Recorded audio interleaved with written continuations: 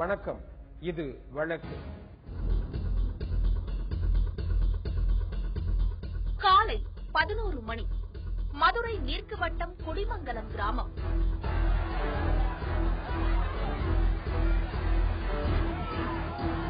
சலசலப்பு சஞ்சரித்து கிடந்தது அன்றைய நாள்.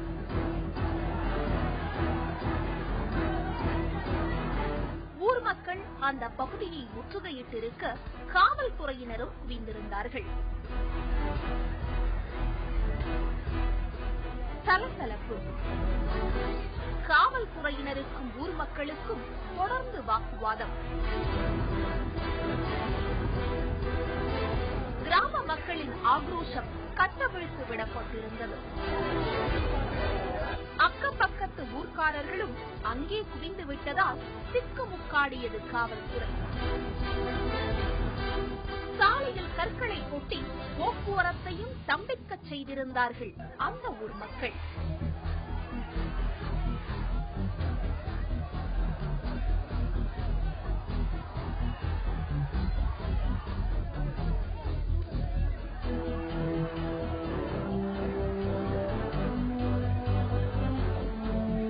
அவர்களின் ஆக்ரோஷத்தை கட்டுப்படுத்த முடியவில்லை. இந்த நேரத்தில் ஒரு பெண்ணை அமர வைத்து ஆறுதல் சொல்லிக் கொண்டிருந்தார்கள் ஊர்க்காரர்கள்.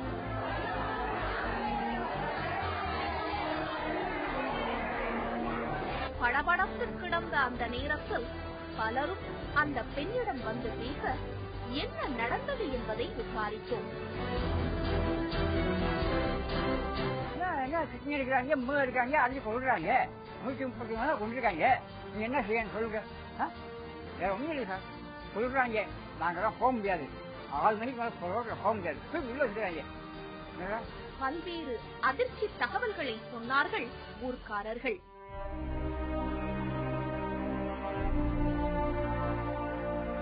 ஆம், அந்த கூட்டத்தில் இருந்த அந்த பெண்தான் இத்தனை போராட்டத்துக்கும் காரணம்.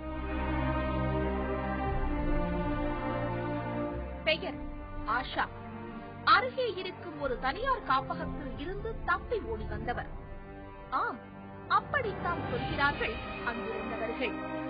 பாலியல் தொந்தரவுக்கு ஆட்பட்டு நிர்வாண நிலையில் அவர் ஓடி வந்ததாகவும் சொன்னார்கள். நாங்க 100 நாள் வேலை இன்னைக்கு போய் பாத்துட்டு இருந்தோம். மதியம் 2 மணிக்கு சாப்பிட்டு நாங்க உட்கார்ந்து இருக்க டைம்ல ஒரு பொண்ணு அச்சை அட்ரஸ்ல இருந்து நைட்டி பாதி ஆப்ரஸோட ஓடி வந்து எங்க காலில் விழுந்து என்னைய காப்பாத்துங்க அப்படின்னு சொல்லி கேட்டுச்சு. நாங்க அங்க 175 பேர்கிட்ட வேலை பார்த்தாங்க. எல்லாருமே அந்த பொண்ணை கூட்டிட்டு போய் குளிக்க வச்சு ட்ரெஸ் கொடுத்து சேலை கொடுத்து சாப்பாடு கொடுத்து நாங்க கூட்டிட்டு வந்து எங்க கிராமத்துல உட்கார வச்சிருந்தோம். உட்கார வச்சோம்னா அந்த ட்ரெஸ்ல இருந்து ஒருத்தர் 2 பேர், ஒரு பொம்பளையால் ஒரு ஆம்பளையால் வந்து ஒரு நைட்டியோட வந்தாங்க. அந்த பொண்ணை கூட்டிட்டு போகணும்னு சொன்னாங்க. எதுக்கு கூட்டிட்டு போறீங்க அப்படின்னு சொல்லி நாங்க அந்த பொண்ணுகிட்ட விசாரிக்கும் போகும்போது அந்த பொண்ணு சொல்லிட்டு என் பேர் என்னமா ஆசாவா என்னமோ பேர் சொல்லிட்டு அவங்க வீட்டுக்கார பேர் அன்பரு, நான் ஈரோட்ல வந்து சின்னப்பாளையமா என்னமோ ஒரு ஊர்ல இருக்கிறேன், எங்க வீட்டுக்கார செருப்பு கடை வச்சிருக்கிறாங்க. எங்க ஊர்ல வந்து இந்த அட்டை அட்ரஸ்ல இருந்து வந்து 11 பேரை வேலைக்கு வேணும்னு கூப்பிட்டாங்க. எங்க அம்மாவும் அப்பாவும் அனுப்ப மாட்டேன்னு சொன்னாங்க. அவங்க முகத்துல வந்து ஸ்ப்ரே போட்டு அவங்க மயங்கி கீழே விழுந்ததுக்கு அப்புறம் எங்களை வந்து கடத்திட்டு வந்துட்டாங்க. 11 பேரையும் முகத்துல என்னமோ செண்டு மாதிரி வச்சு அமைக்கி கூட்டிட்டு வந்துட்டாங்க. எங்களை கூட்டிட்டு வந்து 3 மாசம் வரையும் இங்க வச்சிருந்தாங்க. எங்களுக்கு அப்பப்ப ஊசியை போட்டு மயக்க நிலைமையில வச்சிருந்தாங்க. நேத்தா இப்ப சமீபத்தில் அந்த எத்தனை நாளும் தெரியல, மைதிலின்னு சொல்றாங்க, இன்னொன்னு சுமதின்னு சொல்றாங்க. 2 பொண்ணை நைட்ல கூட்டிட்டு வந்து ஒரு ரூமுக்குள்ள விட்டுருவாங்களா. டாக்டர் செக்அப் பண்ண போற மாதிரி உள்ள போய் அவங்க ட்ரெஸ்ஸ பூரா அவுத்துட்டு அங்க என்ன நடக்குதுன்னு எங்களுக்கு தெரிய மாட்டேங்குது. எங்களை மயக்கல் பண்ணிடுறாங்க. ஆனா இங்க அச்சையா ட்ரெஸ்ஸே கிடையாது. என்னமோ நடக்குது. பெண்களை வந்து ரொம்ப இது பண்றாங்க, சித்திரவதை பண்றாங்க. தெளிவா சொல்லிருக்கு. டிஎஸ்பில இருந்து எல்லா ஆபீசர் வந்து கேட்டதுக்கும் தெளிவா சொல்றாங்க. ஆனா டிஎஸ்பி ஆபீசர் என்ன சொல்றாரு, நான் இந்த பொண்ணை கூட்டிட்டு போய் நான் கவர்மெண்ட்ல போய் செக்அப் பண்ண போறோம், எங்களுக்கு அனுப்புங்கன்னு சொல்றாங்க. கிராம மக்கள் யாரும் அவங்கள நம்பி அனுப்புறதா தயாரா இல்ல. அந்த பொண்ணே என்ன சொல்றாங்கன்னா, போலீஸ்காரங்களே எங்க காசு வாங்கிட்டு எங்களை உள்ள விட்டுறாங்க, நான் போலீஸை நம்பி போக மாட்டேன், கலெக்டர் வந்தாதான் போவேன் அப்படின்னு அந்த பொண்ணே சொல்றா. அப்படி இல்லைன்னா இதே கிராமத்துல இருந்து நான் உண்ணாவிரதம் இருந்து என் குழந்தை 3 மாச குழந்தை என் வயிற்றுல வளர்ற பொண்ணு மேல சத்தியமா நான் செத்து கூட போயிடுறேன். நான் போக முடியாதுன்னு சொல்ற பொண்ண இப்ப கட்டாயப்படுத்தி இவங்க கூப்பிட்டு இருக்காங்க. நாங்க கிராம மக்கள் அனுமதி பண்ண மாட்டேன்னு சொல்லிட்டு இருக்கோம். எங்களுக்கு இவங்க கூட்டிட்டு போய் அவங்க அங்க என்ன நடக்குன்னு எங்களுக்கு தெரியாது. நாங்க இன்னைக்கு எங்க வேலையை முடிச்சுட்டு போயிடுவோம். இத்தனை நாள் நீங்க உங்களுக்கு தெரியலையான்னு கேக்குறாங்க. இத்தனை நாள் ஒரு ட்ரஸ்ட் நடக்குது, அங்க எல்லா மக்களுக்கு நல்லது செய்யறாங்க அப்படின்னு நாங்க நினைச்சிட்டு இருந்தோம். ஆனா இப்பதான் இந்த பொண்ணு சொல்லவும் அங்க இப்படி எல்லாம் நடக்குதுன்னு எங்களுக்கே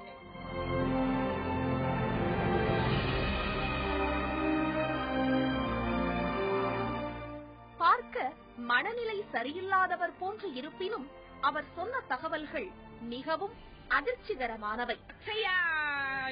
இல்லத்துல இருந்து ஒரு வெள்ளக்கடை வேணும்னா வந்தாங்க.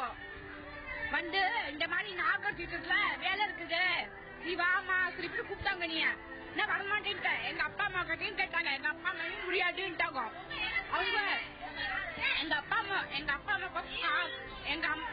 அம்மாவுக்கு கால் விளங்காது, ஆக்சிடென்ட் ஆயிடுச்சு, ராலி ஆக்சிடென்ட் ஆயிடுச்சு. அவங்க என்ன போயிட்டாங்க, நீங்க அனுப்பிச்சு விட மாட்டீங்களா? நான் கூப்பிட்டு போலசி போட்டு எங்க அப்பா அம்மாவை என்ன போயிட்டாங்க நிறைய கொண்டு வந்து இந்த பக்கம் ஒரு அடி இந்த பக்கம் ஒரு அடி அடிச்சு எங்க அப்பா அம்மா மைக்கு போட்டு விட்டாங்க. அரிசி போட்டு என்னைய அந்த மாதிரி பண்றதுக்கு வந்துட்டாங்க. காப்பகத்தில் ஊசி போட்டு தன்னை பாலியல் பலாத்காரம் செய்ய வந்ததாகவும் அங்கு இருப்பவர்கள் பலருக்கும் அதே நிலைதான் என்றும் சொன்னார் ஆஷா. இதை கேட்டுத்தான் மதுரையைச் சேர்ந்த பெண்கள் அமைப்பினர், ஊர் மக்கள் என எல்லோருமே அந்த காப்பகத்தை அகற்ற கோரி போராட்டங்களில் ஈடுபட்டார்கள்.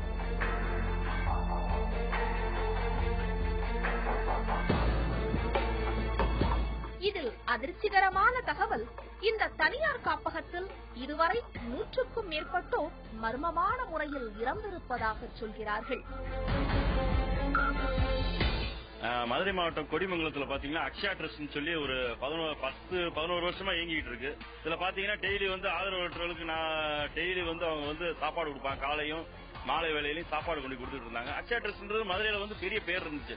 ஏன்னா அக்ஷயா ட்ரஸ்ட்னு ஒரு தனி மரியாதை உண்டு மதுரை மாவட்டத்துல. என்ன காரணம்னா அவர் ஒரு 5 லட்சம் ரூபாய் மாசம் சம்பளம் அவர் கிடைக்கக்கூடிய ஜாப்பை இழந்துட்டு இந்த சமூக சேவையில ஈடுபட்டார் கேள்விப்பட்டோம். நாங்க நெட்ல பார்த்த அளவுக்கு. ஏன்னா இப்ப நெட் இப்ப பாக்கல, நான் 5 வருஷத்துக்கு முன்னாடியே நான் பார்த்தது. இப்ப சமீபத்துல பாத்தீங்கன்னா ஒரு பெண் நிர்வாண நிலையில அந்த கிராமத்துல ஓடி வந்ததாகவும் அந்த கிராமத்து மக்கள் அவங்களை காப்பாற்றுற மாதிரி நாங்க பத்திரிகை வாயில கேள்விப்பட்டோம். அதுக்கப்புறம் இப்ப வழக்கு மதுரை உயர்நீதிமன்றத்துல வழக்கு தொடர்ந்தாங்க. இப்ப அத வழக்கறிஞர் குழு ஆய்வு செஞ்சிருக்காங்க. இப்ப அதுல என்ன ஒரு அதிர்ச்சிகரமான சம்பவம்னா 6 ரூம்ல மொத்தத்துக்கு 250 பேர் அடைக்கப்பட்டதா கேள்விப்பட்டிருக்கு சொல்லியிருக்காங்க. வழக்கறிஞர் குழு 250 பேர் தங்க வச்சிருக்காங்க. சுகாதாரமற்ற சூழ்நிலை இருக்கின்றாங்க. அரசாங்கத்திலேயே அங்கீகரிக்கப்பட்டு அங்கே அரசாங்க அதிகாரிகளே பல பேரை அங்க மனநல காப்பகங்களும் அங்க சேர்த்திருக்காங்க. இது என்ன உண்மை நிலைன்றது மக்களுக்கு தெரியணும். ஏன்னா நேம் அக்ஷயா ட்ரஸ்ட் நல்ல நேம் இருந்துச்சு, ஏன் இது ஃபாயில் ஆகுது? இது என்னோட மக்களோட நிலைமை, அதாவது மக்கள் இதோடைய உண்மை நிலையை எதிர்பார்க்கிறாங்க. மக்கள் இந்த உண்மையான நிலைமை என்ன? இப்ப அது மாவட்ட நிர்வாகம் உடனடியா நடவடிக்கை எடுக்கணும். உண்மை நிலை என்னன்னு உடனே, அதாவது வழக்குன்ற போது இழுத்துட்டு போயிடக்கூடாது. இது ஏன்னா ஒரு பொதுநலம் செஞ்சு அடுத்த நாளை பண்ண யாருமே இந்த பொதுநலத்துக்கு வந்துட மாட்டாங்க. அப்புறம் என்னடா நம்ம செஞ்சோம்னா இந்த மாதிரி தான் பிரச்சனை வரும் போல இருக்கு அப்படின்னு நினைச்சு எல்லாம் ஒதுங்க ஆரம்பிச்சிருவாங்க. அதனால உண்மையான நிலை மாவட்ட நிர்வாகம் உடனடியா தெரிவிச்சா மக்களுக்கு நல்லா இருக்கும். ஆதரவற்றவர்கள் தங்கியிருக்கும் இந்த காப்பகத்தில் உடல் உறுப்புகளை திருடுவதற்காகவே மனநலம் பாதிக்கப்பட்டவர்களையும் ஆதரவற்றவர்களையும் உள்ளே வைத்திருக்கிறார்கள் என்பது இங்குள்ளவர்களின் குற்றச்சாட்டு. பாத்தீங்கன்னா பல பேர் உயிரிழந்திருக்கா வேற சொல்றாங்க. அது என்ன உண்மைன்றது தெரியல. ஏன்னா ஒரு உறுப்பா இருக்கிறது சாதாரண விஷயம் கிடையாது. எடுத்தவங்க அதுக்கு ஒரு ஹைஜீனிக்ஸ் வேணும், ஒரு ஹாஸ்பிட்டாலிட்டி வேணும், எல்லாமே வேணும். ஒரு அட்டாச்சி பண்ணணும்னாலுமே ஒரு சுகாதாரமான இது வேணும். ஏன்னா அதுக்கு ஒரு இது கிளீன் பண்ணணும்னா கூட அவ்வளவு இது வேணும். அந்த இது எதுவுமே அங்க இருக்கவே எங்களுக்கு தெரியல. ஏன்னா நிறைய பேர் இறந்துருக்கா சொல்றாங்க. இப்ப இது ஒரு குழு அமைச்சா மாவட்ட நிர்வாகம் இதுக்குள்ள நடந்த உண்மை நிலை என்ன அப்படின்றதுக்கு ஒரு மாவட்ட நிர்வாகம் குழு அமைச்சு எங்களை மாதிரி சமூக ஆர்வலர் நிறைய அவங்களுக்கு ஹெல்ப் பண்ணிருக்கோம். நாங்க முன்னாடியே நாங்க இல்லையே நாங்க சொல்லல. இப்ப இந்த மாதிரி இன்சிடென்ட் நடக்கும்போது இனிமே நம்ம உங்களுக்கு உதவி செய்யலாமா இல்ல வேண்டாமா, இல்ல இது உண்மையான ட்ரஸ்டா அப்படின்ற நாங்க சமூக சேவை செய்யறவங்களுக்கு பல மன உளைச்சலுக்கு ஆளாகுது. பல பேர் பல லட்சம் ரூபாய் கொடுத்திருக்காங்க. கிட்டத்தட்ட 3 மணி நேரம் அந்த பகுதியே பரபரத்து கிடக்க நீண்ட பேச்சுவார்த்தைக்கு பிறகே அந்த பெரும் போராட்டம் முடிவுக்கு வந்தது.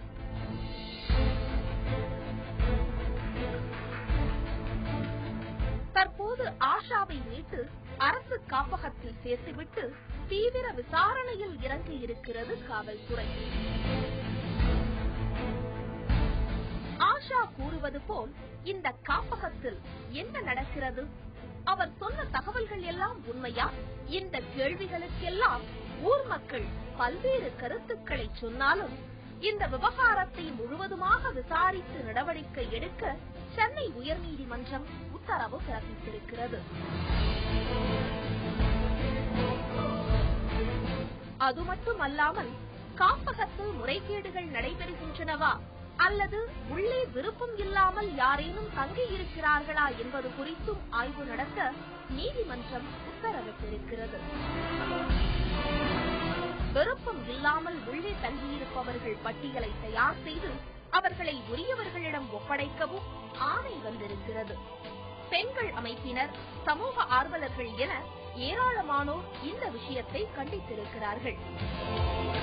இந்த சம்பவங்கள் உண்மையா பொய்யா என்பது விசாரணையின் முடிவில் தெரிய வரும். மது ஒரு மனுஷனை எப்படியெல்லாம் மாத்துறது தெரியுமா? போதை தலைக்கேறியதோ நண்பன்னு கூட பார்க்காம அவரை கொலை செஞ்சுட்டு அவர் அணிஞ்சிருந்த நகை எல்லாத்தையும் வாரிட்டு போயிருக்கு ஒரு கும்பல். என்ன நடந்தது? இந்த பிஞ்சு முகங்களின் மனதுக்குள் அவர்களுக்கே தெரியாமல் ஒரு சோகம் ஆக்கிரமித்து கிடப்பதை கண்டுணர முடியும். ஆம், தாய், 2 மகள்கள் என 3 பேரும் இன்று அனாதையாக்கப்பட்டிருக்கிறார்கள். இவர்களது தந்தை சில கொடூரர்களால் கழுத்தில் வண்டியேற்றி கொல்லப்பட்டிருப்பதாக சொன்னார்கள். ஒரு குடும்பமே நடுத்தெருவுக்கு வந்திருக்கிறது. என்ன நடந்தது? ஏன் கொல்லப்பட்டார்? இவர்களின் சோகத்திற்கான காரணம் பல அதிர்ச்சி தகவல்களை சொல்லியது. விழுப்புரம் மாவட்டம் உளுந்தூர்பேட்டை அருகே உள்ள கிளியூரில்தான் இந்த கொடூர சம்பவம் நடந்தேறியிருக்கிறது. இந்த ஊரில் வசித்து வரும் முத்துசாமி என்பவரது மகன் பாலகிருஷ்ணன். கேரளாவில் காய்கறி வியாபாரம் செய்து வந்த இவர் கடந்த மாதம் 14ஆம் தேதி கிளியூருக்கு அருகே உள்ள ஒரு காட்டுப்பாதையில் மிக கொடூரமாக கொல்லப்பட்டு கிடந்தார். யாருமற்ற சாலையில் பாலகிருஷ்ணனின் அலறல் சப்தம் அங்கேயே முடங்கிவிட இரவு 12 மணி வரை இருந்த உயிர் அதிகாலையில் பிரிந்துவிட்டது. போன் பண்ணி வர வச்சாங்க. அவங்க நகை வாங்கி வச்சிருந்தது. அதுக்குன்னு வந்து நகை மூட்டு கொடுத்துட்டு போன்னு வர வச்சாங்க. வந்துச்சு, ஆள் வச்சு அடிச்சிட்டாங்க. இந்த கொலைக்கு முக்கிய காரணமாக கூறப்பட்டது மது போதை. ஆம், எம் குன்னத்தூரில் தனது நண்பர்களான சடையன் மற்றும் முருகன் என்பவரோடு பாலகிருஷ்ணன் மது அருந்தியதாக கூறப்படுகிறது. இந்த நிலையில் பாலகிருஷ்ணன் அணிந்திருந்த 2 பவுன் நகைக்கு ஆசைப்பட்ட நண்பர்கள் பாலகிருஷ்ணன் மீது 2 சக்கர வாகனத்தை ஏற்றி கொலை செய்ததாக சொல்கிறார்கள். திட்டமிட்டு இந்த கள்ளிக்காட்டுக்குள் பாலகிருஷ்ணனை அழைத்துச் சென்ற அந்த இருவரும் பாலகிருஷ்ணனை கொன்றுவிட்டு தப்பியதாகவும் சொன்னார்கள். இந்த கொலை வழக்கு தொடர்பாக முருகன், சடையன் ஆகிய இருவரும் தற்போது கைது செய்யப்பட்டு சிறையில் அடைக்கப்பட்டிருக்கிறார்கள். அவர்களிடம் தொடர்ந்து விசாரணையும் நடந்து வருகிறது. ஒரு 10 மணிக்கு வந்து இன்னும் பார்த்து தான் கொலை பண்ணாங்க அப்படின்னு சொல்லி இந்த சடையனும் ஆனப்படை சடையனும் ஐயம்பெருமாள் மகன் முருகனும் இவங்களை 2 பேர்த்து குடிச்சுங்க போயிட்டாங்க. அவனு போய் ஸ்டேஷன்ல என்னட்டாலும் நாங்க 2 பேர் தான் கொலை பண்ணிட்டு உண்மை, நாங்க வண்டி ஏத்துறது அப்படின்னு சொல்லி சடையனடா நான் தான் கைத்தறி ஏத்தனேன், எதுக்கடா ஏத்தனேன், நகைக்கும் பணம் இருந்தது நாங்க செய்தது உண்மை அப்படின்னு அவன் ஏத்து சொல்லியிருக்கான். இது ஒரு புறம் இருக்க, இந்த கொலைக்கு இன்னொரு காரணமும் கூறப்படுகிறது. பாலகிருஷ்ணனை கொலை செய்தது அவரது மனைவியின் உறவினர்கள்தான் என்கின்றனர். முன் விரோதத்தால் பாலகிருஷ்ணன் மனைவியினுடைய உறவினரான அலமேலுதான் கொலை செய்திருக்க வேண்டும் என்று சொல்கிறார் பாலகிருஷ்ணனின் சகோதரி. ஏற்கனவே சொன்ன ஒரு கோடிக்கு சொந்தக்காரி இவனை விட மாட்டான் அப்படின்னு ஏற்கனவே சொல்லிருக்கிறா. ஆளை வண்டி புடுங்கணும் ஆளை உதைக்கணும்னு சொன்ன. ஆனா நாங்க சாவாடிப்பாங்க நாங்க நினைக்கல. விடுத்த மாட்டி சாவடிச்சு போட்டா குண்டு என் ஊர்ல என் மேல பை வரும்னு அவன் கொண்டு போட்டா குணத்தூர்ல. என் சாமியை வர வச்சு நகை மூட்டு கொடுக்க சொன்ன குழந்தையா நகை மூட்டு கொடுக்க சொல்லிக்குள்ள வந்தது. நகை மூட்டு கையில தான் போட்டிருந்தான். போட்டுக்கிட்டு ஆளு வச்சு திட்டம் 7 திட்டம் போட்டுக்கிறா. திட்டம் போட்டு ஆளை வர வச்சு புள்ளை வர வச்சு 4-5 பேர் வர வச்சு புள்ளை மாரி கொலை கொண்டவங்களுக்கு எனக்கு தெரியாது. அதற்கு காரணம் இருக்கிறது. பாலகிருஷ்ணனின் சகோதரி அலமேலு குடும்பத்தோடு கேரளாவில் தங்கியிருந்ததாக கூறப்படுகிறது. அப்போது பாலகிருஷ்ணனின் மனைவியின் உறவினரான அலமேலு என்பவர் உறவினர் என்ற முறையில் பாலகிருஷ்ணன் சகோதரி வீட்டில் தங்கியிருந்ததாக சொல்கிறார்கள். அப்போது கொடுக்கல் வாங்கலில் இருவருக்குள்ளும் பிரச்சனை இருந்து வந்ததாகவும் அந்த விஷயம் பாலகிருஷ்ணனுக்கு தெரியப்படுத்தப்பட பிரச்சனை பூதாகரமாக வெடிக்க தொடங்கி இருக்கிறது. நாங்க எங்க வீட்டுல இருந்தோம். அவ எங்க ரூம்ல ஒரு நாள் தங்கியிருந்தா. எங்க வீட்டுக்காரன் 4000 பணம் எடுத்து செலவு பண்ணிட்டாங்க. செலவு பண்ணிட்டு இன்னும் 4-5 அடி அடிச்சு என் வீட்டு போகணும் இன்னும் சொன்னாங்க எங்க வீட்டுக்காரங்க. நான் என்ன சொன்னேன், நான் எதுக்கு போகணும், நீ வேணா சாமான் எடுத்துக்கிட்டு போகணும் எங்க வீட்டுக்காரங்கள சொன்னேன். நீ என்னதானே சொன்ன உங்க வீட்டுக்காரங்கள சாக்கிட்டு என்னதானே சாமான் எடுத்துட்டு சொன்ன அப்படின்னு சொல்லிட்டு அதை வெளியில உனக்கார கொண்டு சண்டை போட்டு என் தம்பிக்கு போன் பண்ணி வர வச்சா. உங்க அக்கால வந்து கேளு அப்படின்னு வர வச்சா. இவன் ஏன் எங்க அக்கா கூட சண்டைக்கு போகணும், வா பிரச்சனைக்கு தான் கேட்டான், வேற எதுவும் இல்ல. ஒண்ணு கடை கொண்டு போட்டு இவனை தீர்த்துடணும், இவனை விடக்கூடாது அப்படின்னு திட்டம் போட்டு இது என்ன உருந்துல வேற என்ன உருந்துல வச்சுட்டு இருந்தாலா தெரியல மனுஷன்ல பிள்ளை தீத்துட்டா. நாங்க ஆனா தீத்துறா போறாங்கன்னு தான் அந்த வாய் சண்டைக்கு போய் யாருன்னா பிள்ளை அடிப்பாங்களா அப்படின்னு தான் நாங்க நினைச்சிட்டு இருந்தோம். ஆனா இப்படி எல்லாம் கொலை பண்ணுவாங்க எங்களுக்கு தெரியாது. இந்த நிலையில் மனைவியின் உறவினரான அலமேலுவுக்கு தனது அக்கா அலமேலு திருப்பித் தர வேண்டிய நகைகளை திருப்பித் தருவதற்காக சென்றபோதுதான் பாலகிருஷ்ணன் கொலை செய்யப்பட்டுள்ளதாக சொல்கிறார்கள். 2 பவுன் நகைக்கு ஆசைப்பட்டு நடந்துள்ள கொலையா இல்லை முன்விரோதத்தால் நடந்துள்ள கொலையா என்ற சந்தேகம் தற்போது எழுந்திருக்கிறது. பாலகிருஷ்ணனை இழந்து அந்த குடும்பமே அல்லோலப்பட்டு நிற்கிறது என்று. எங்க அத்தையும் எங்க பெரியம்மாவும் சண்டை போட்டுக்கிச்சு. அப்ப எங்க அப்பா வண்டி எடுத்துட்டு போனுச்சு, திரும்பி வரவே இல்ல. பணத்தை ரஞ்சிட்டு கொடுத்து அமிக்கிட்டு காட்டாத நீங்க 2 பேரா ஏத்துக்கீங்க அப்படின்னு சொல்லிட்டு வெளியில இருக்கிறா. இப்ப நல்ல மாரி இருக்கிறா. ஆனா முழு காரணம் இவதான். கத்தி கதறி அந்த காட்டு பகுதிக்குள் பாலகிருஷ்ணனின் உயிர் எப்படி போயிருக்குமோ அதே வலியை சுமந்திருக்கிறார்கள் அவர்களது குடும்பத்தினர். மகனை கொலை செய்யப்பட்ட வேதனையில் இருந்து மீளவில்லை தந்தை முத்துசாமி. கேரளாவில பிரச்சனை நடந்திருக்குதுங்க சார். பிரச்சனை நடந்த போது சரின்னு சொல்லிட்டு என்னடா கையாளுனா இந்த மாதிரி அங்க பிரச்சனை நடந்திருக்குதான், அக்காவுக்கும் அவங்களுக்கு சண்டையா, இப்போ ஊர்ல வரட்டும் நான் அவளை அடி உதைக்கிறேன் போறேன்னு சொல்லி சொன்னாப்ல. அக்கா வண்டி ஏறி வந்துட்ட பிறகு சரின்னு சொல்லிட்டு நான் திரும்பி போன் பண்ணேன் இவங்க ஊருக்கு. இப்போ வந்திருக்காங்க தவிர தம்பி குளிச்சுட்டு கிளியூருக்கு போயிருக்கிறான், போய் வரட்டும் 2 பேரும் வச்சு மூதிருப்போம் அப்படின்னு சொல்லி என் அவ சொன்னிச்சு. சரி நான் சேர்த்துமா கம்மனு வந்துட்டேன். சரி ஓட்டு தானே இருக்கிறான் அப்படி இருந்தா எங்க என்ன பார்த்து கல்யாணத்துக்கு போயிருக்கிறான் வருவான்னு சொன்னிச்சு. சரின்னு சொல்லிட்டு நானும் சேர்த்துமா வந்துட்டேன். விடிஞ்சு என் மாவனை கேட்கறேன், சின்ன மாவனை கல்யாணத்துக்கு போய்க்கிறான் எப்பா இதை போல அவன் வருவான் அண்ணன் அப்படின்னு சொல்லி சொன்னா நான் சேர்த்துமா வந்துட்டேன். கடைசியில ஒரு 8 மணிக்கு நான் நகாத போல அண்ணனை சாவடிச்சு போட்டுட்டாங்க அப்படின்னு சொல்றாப்புல. எனக்கு குத்தி குளமாகின்னு பெங்களூர்ல வந்து நேச கட்டுப்பிடிச்சா இவர் நைட்ல ஊர்ல இல்லைன்றாங்க. அவதான் கை நீட்டி பேசினாலாம், இத போல அம்மா தம்பிக்காரன்னு விடியத்துக்குள்ள குளோஸ் பண்ணி விட்டு வர்ற அவனா நானான்னு பாத்துக்கிறேன் அப்படின்னு சொல்லிட்டு அவ முடிவு பண்ணிட்டு போயிட்டா வந்துட்டா. அன்னைக்கு பார்த்தவங்க போற குன்னத்தூர்ல 2-3 பேர் பாத்துருக்காங்க, கிளியூர்ல 2-3 பேர் பாத்துருக்காங்க. இவ கரெக்டா 1 மணிக்கு கொலை பண்ணி போட்டு கை பை எடுத்துன்னு வந்தது உண்மையா. அந்த கிராமத்தைச் சேர்ந்தவர்களும் சோகத்தில் ஆழ்ந்திருக்கிறார்கள். 2 மகள்களை எப்படி கரை சேர்க்கப் போகிறோம் என்று கனத்த சோகத்துடன் காணப்படுகிறார் பாலகிருஷ்ணனின் மனைவி குப்பாயி. தனது அப்பா இறந்து போன விவரம் கூட அந்த குழந்தைகளுக்கு முழுதாய் தெரியவில்லை. இந்த கொலை தொடர்பாக சடையனும் முருகனும் நகைக்காகத்தான் கொலை செய்ததாக வாக்குமூலம் அளித்திருக்கும் போதிலும் பாலகிருஷ்ணனின் குடும்பத்தினர் பல சந்தேகம் எழுப்பியிருக்கிறார்கள்.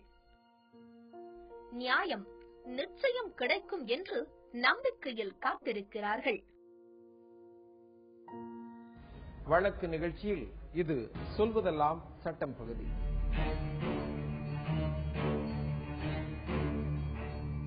இந்தியாவில் பெண்கள் மற்றும் குழந்தைகளுக்கு அமையக்கூடிய காப்பகங்கள், அவங்க ஹோம்ஸ் அப்படின்னு சொல்லக்கூடிய விஷயங்கள் எல்லாமே அதை ஒழுங்குபடுத்தணும், முறைப்படுத்தணும், சட்டத்தின் வரம்புல கொண்டு வரணுங்கிறதுக்காக புகுத்தப்பட்டதுதான் women's and children institutions licensing act 1956 அப்படின்ற சட்டம்.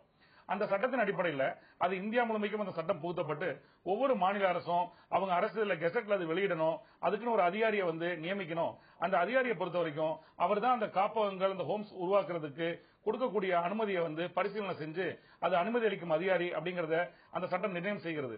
அதுல 18 வயதுக்கு குறைவாக இருக்கக்கூடியவங்க, அந்த குழந்தைங்க அப்படிங்கிற அடிப்படையிலையும் ஒரு 18 வயதுக்கு தாண்டிய ஒரு வயதுடைய அந்த பெண்ணாக இருக்கும் பட்சத்துல உமன் அப்படிங்கறதையும் சட்டத்துல அது குறிப்பிடப்பட்டு அவங்களுக்கு அங்கே போதிய இடவசதி என்ன நோக்கத்துக்காக அமைக்கப்பட்டிருக்கிறது அப்படிங்கிற எல்லா விவரங்களையும் அந்த லைசன்சிங் அதாரிட்ட ஒரு மனுவா தரணும் அப்படின்னு சட்டம் சொல்கிறது. இதுல என்ன ஒரு சிறப்பு அம்சம்னா, அந்த மனு கொடுக்கும் பொழுது அதற்கு விண்ணப்ப கட்டணம் எதுவும் கொடுக்க வேண்டிய அவசியம் இல்லை அப்படின்னு சொல்லி அந்த சட்டம் கூறுகிறது.